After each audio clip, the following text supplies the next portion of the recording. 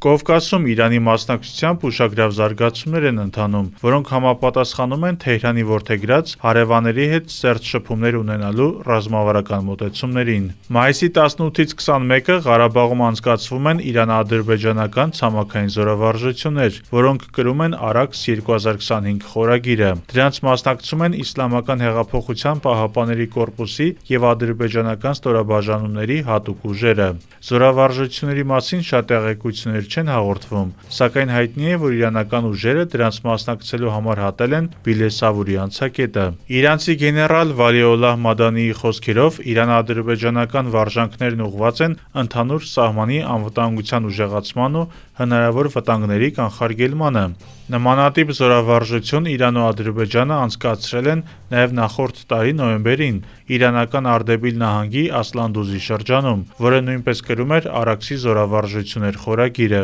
Իսկ դրանից առաջ կողմերը 2024-ին ևս երկու զորավարժություն էին անցկացրել, որոնցից մեկը նոյեմբերի սկզբներին ծովային ուժերի մասնակցությամբ։ Դեռևս 2020-ի Արցախյան պատերազմից հետո, երբ լարվել էին Թեհրան-Բաքու հարաբերությունները, իրանական կողմը քանիցս նշում էր Իրանի սահմանին Ադրբեջանի վերահսկողության տակ անցած տարածքներում ոչ միայն վարձկանների, այլ նաև իսրայելական ներկայության մասին։ Հետևաբար, այս առումով Ադրբեջանի հետ զորավարժությունները շատ կարևոր են Իրանի համար, առնվազն կառավարելի, բնական հուն փոխադրելու Ադրբեջանի հետ ունեցած հարաբերություններն ու մեծացնելու սեփական ներկայությունը այդ երկրում։ Այդ գործին նաև նպաստեց վերջերս Իրանի նախագահ Մասուդ Փեզեշքյանի այցը Բաքու։ Ակնհայտ է, որ որքան էլ կողմերը խոսեն բարիդրացիական կապերից, միևնույն է երկկողմ կապերում առկա է վստահության դեֆիցիտ, քանի որ ադրբեջանական կողմը կախված միջազգային գործընթացներից կարող է սրել Թեհրանի հետ կապերը։ Իրավիճակն այլ է Հայաստանի դեպքում։ Երևանի և Թեհրանի միջև հարաբերություններն աչքի են ընկնում իրենց կայունությամբ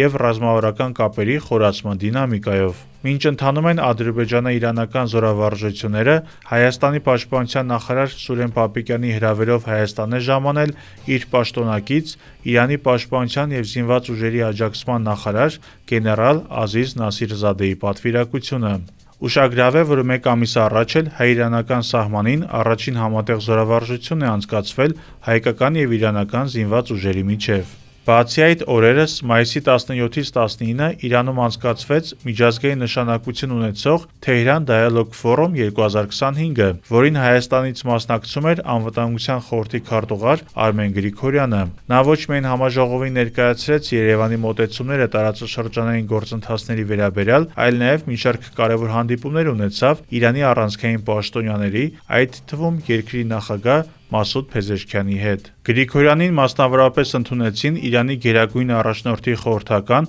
արտաքին հարաբերությունների ռազմավարական խորհրդի ղեկավար Քամալ Խարազին, Իրանի արտաքին գործերի նախարար Աբբաս Արաղչին, ինչպես նաև այդ երկրի ազգային անվտանգության բարձրագույն խորհրդի քարտուղար Ալի Աքբար Ահմադյանը։ Հատկապես ուշագրավ էին Իրանի արտգործնախարարի և Արմեն Գրիգորյանի պաշտոնակից Ալի Աքբար Ահմադյանի հայտարարությունները։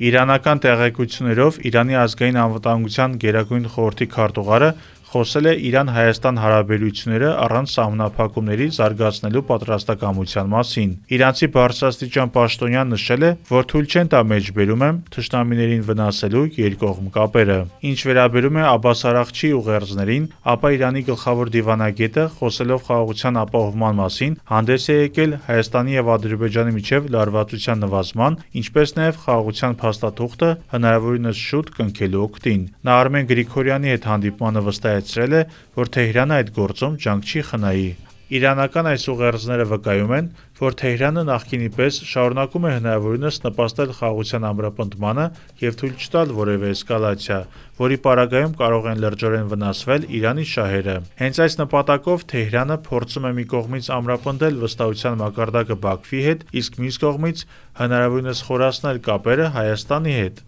Կովկասում կայուն իրավիճակը կարող է օգնել Թեհրանին նաև Միացյալ Նահանգների հետ տարվող բանակցային գործընթացում։